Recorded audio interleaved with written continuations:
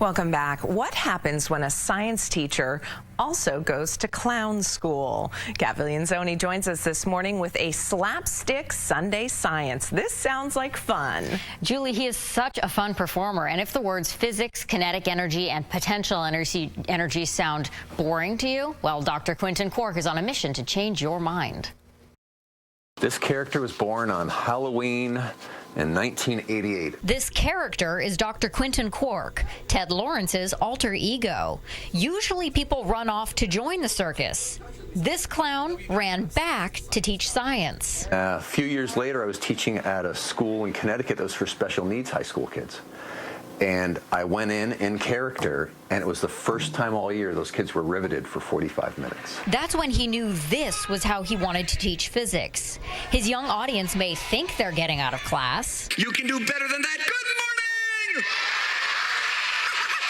That's more like it. My name is Dr. Quentin Cork, and I am a physicist. But instead, this lesson starts with a fiery bang. Clap if you're impressed. Dr. Cork begins with kinetic energy, the energy of motion. And that's where a bowling ball and this brave volunteer named Aislinn step in. The faster something goes, the more kinetic energy it has. The more kinetic energy it has, the more dangerous it is. What's also dangerous? Potential energy. The higher the bowling ball, the more potential energy it has. But don't worry, no children were harmed in this experiment. Then it's on to friction. Dr. Cork will tell you it's everywhere, even in the air. And that had better be the case, or Lance might get hit by this swinging bowling ball. If there is friction, Lance will be just as handsome in 10 seconds as he is right now. But if there isn't any friction, the tooth fairy is going to be real happy. Just don't you got nothing but I can't come back. A bit of danger and humor keeps this audience riveted.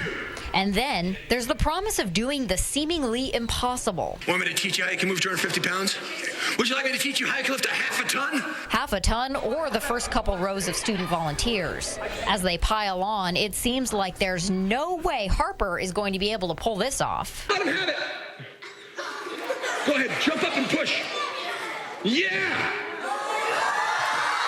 Let's have a big hand for the mighty Harper! Whether it's with a lever and a fulcrum or a pulley. Stand up tall. Reach up high. Forehands hard. Oh! That's it, girls. Reach up high and pull down low. Dr. Cork isn't afraid to rise to new heights. Show everybody all the rope you pulled in to do this.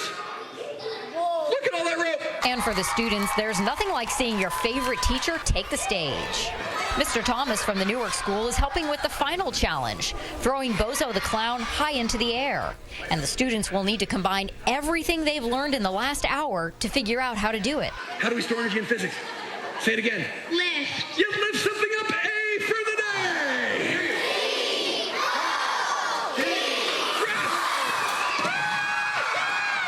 Clowning around with a slapstick science class that these students won't soon forget. I want him to be my teacher. That was exactly the thought I had while I was there. I said, I wish I'd had that program while I was in elementary school because it's so engaging. Yes, and for kids who feel a little overwhelmed by science and kinetic energy and all the big words, all of a sudden he makes it feel real. Yeah, it makes sense. Yeah. And he says, actually, a lot of the programs he does are out of state. He doesn't do that many in Vermont right now, but he would love to do more shows in state. So if teachers or schools are interested, we'll have more information on our website. So is he from Vermont? Yeah, he lives in Vermont. I missed that part. Oh, yeah, okay. he lives in Vermont, I believe. Wow, and neat. He just travels a lot, he says. That's amazing. Yeah. What a gift for our state. I know, Thank right? you, Kat.